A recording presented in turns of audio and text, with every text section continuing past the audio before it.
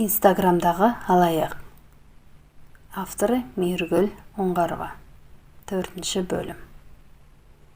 Сымбат құлшынып сабақташып қарап еді. Бірнеше видео толыптыр екен. Қуанып кетті. Осылардың бәрін біліп шықсам, ақша табам деп бірінші видеодан бастап қарады.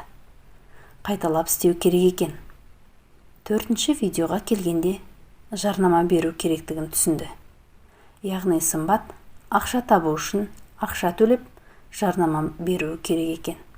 Сымбаттың қалтасында көк тиын жоқ. Айманға жазды. Айман ханым, менің жарнама беретін ақшам жоқ. Егер осылай тағы ақша керек болса, неге басында айтпадыңыз? Неге маған курсқа бөлек, одан әрі тағы да ақша керек деп ескертпедіңіз деп ашуланды. Менеджер: Сымбат ханым, сылтау айтпай айтқанды істеңіз, дегеннен артық ештеңе деген жоқ. Сымбат бармағын тістеді. Бірақ шегінерге жол жоқ. Курсты несиеге алғанын ойласа, үстінен біреу мұздай су құйып жібергендей денесі дір етеді. Несиені құю керек. Анау мынау емес, 40 000 теңге қарыз. 40 000 теңге Сымбат үшін оңай ақша емес еді.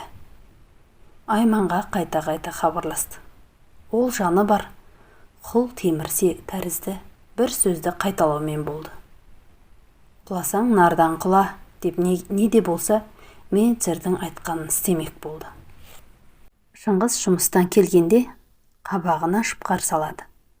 Сырты бүтін болғанымен іші түтін әйел даман білдірмей жүр. Шыңғыс ештеңеден хабарсыз. Шай тамағын беріп болған соң ақша сұрамаққа бекінді. Шыңғыс: өзіме бір зат алайын деп едім. Ақша берші маған, деп тікесін айтты. Не аласың? Қазір артық ақша жоқ. Әзірге шыдап отыра тұршы. Балалар өскен соң баратын жеріңе барып, киетін киіміңді киесің. Өзіңде жағдайды көріп тұрсың ғой, деді күйеу. Сымбат тағы көндіріп көрмек болған. Соңында жолдасында расымен де ақша жоқтығына көзі жетті. Бұдан кейін ақшаны қайда, қалай жаратып жатқанын сұраған емес. Сұрағына мардымды жауап ала алмайтын. Бұл жолы да солай болды. Сымбат тағы да кредит алды. Басқа амалы жоқ. Бастаған ісін аяғына дейін жеткізбей қоймайтын мінезі бар. Сөйтіп, телефонымен тағы да несие рәсімдеп, банкоматтан шытырлатып шешіп алды.